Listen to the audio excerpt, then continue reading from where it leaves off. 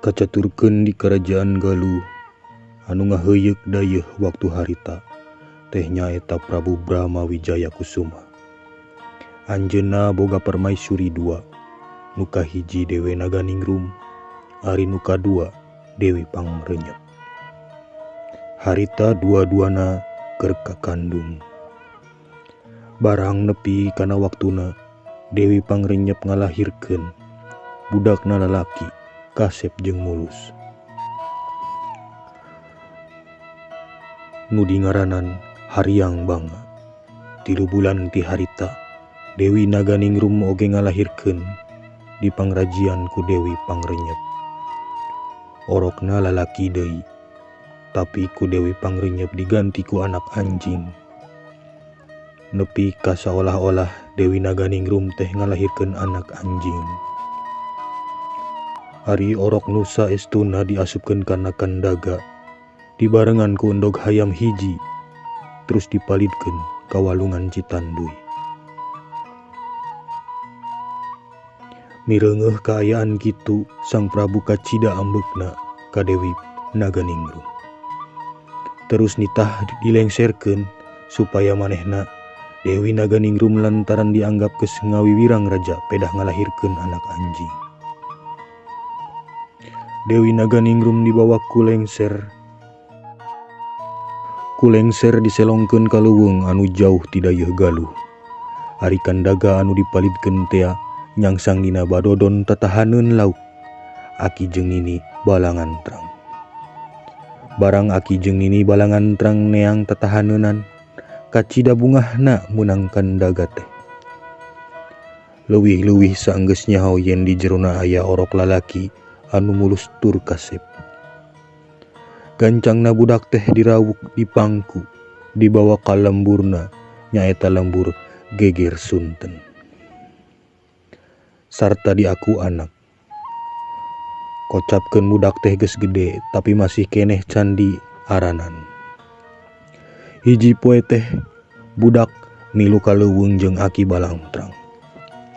Nenjo manuk anu alus rupana nanyakeun ka Aki Balantrang. Ngaranna eta manuk dijawab ku Aki. Eta teh ngaranna manuk ciung. Tuluy nenjo monyet nanyakeun deui ngaranna. Dijawab deui ku si Aki. Eta teh ngaranna Wanara. Budak teh resepeun kana eta ngaran. Tuluy bae menta supaya manehna dingaranan ciung Wanara. Aki jeung Nini balangan terang satuju. Ayeuna ciung Wanara geus jadi pamuda anu Kasep Satra gagah pilih tanding.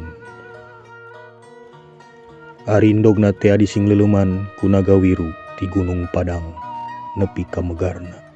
Ayeuna geus jadi hayam jago anu alus tur pikalucueun. Dina hiji poe ciung Wanara amitan ka Aki jeung Nini balangan terang. Sababrek nepung raja di Galuh.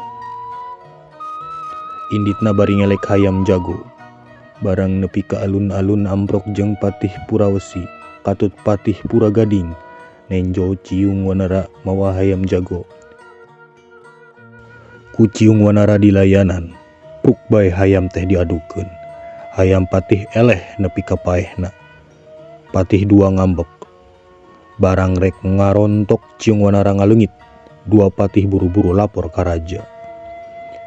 Hari ciung Wanara pepanggih jeung lengser terus milu ka karaton.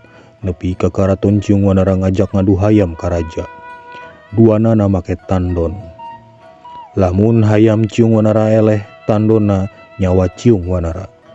Sabalikna lamun hayam raja nu eleh, tandona nagara sabelah sarta ciung Wanara baris dijenengkeun.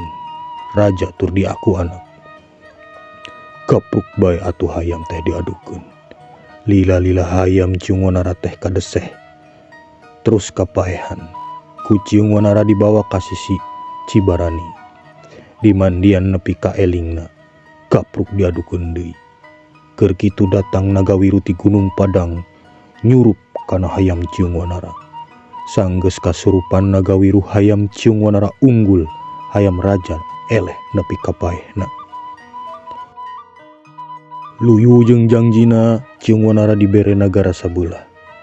Belah kulon. dijenengkeun raja sarta di aku anakku Prabu Brahma Wijaya Kusuma. Ari nagara anu sabelah deui belah wetan dibikeun ka Haryang Banga. Ku kabini kesan kilengser jeung Wanara bisa patepung deui jeung indungna nyaeta Dewi Naga Ninggrum. Lila-lila reka perdaya Dewi Pangrenyep teh kanyahoan ku Ciung Wanara. Saterusna atuh Dewi Pangrenyep teh ditangkep sarta dipanjarakeun dina penjara besi. Haryang Banga kacida ambokna basa kanyahoan yen indungna geus dipenjarakeun ku Ciung Wanara. Der atuh tarung, taya nu eleh sabab sarua saktina, tapi lila-lila maha Haryang Banga teh kadaseh ku Ciung Wanara. Haryang Banga dibalangkeun ka wetaneun Cipamali. Tah harita kaayaan galuh jadi dua bagian teh. Kulonun Cipamali dicangking ku Ciung Wanara, hari wetaneun dicangking ku Haryang Banga.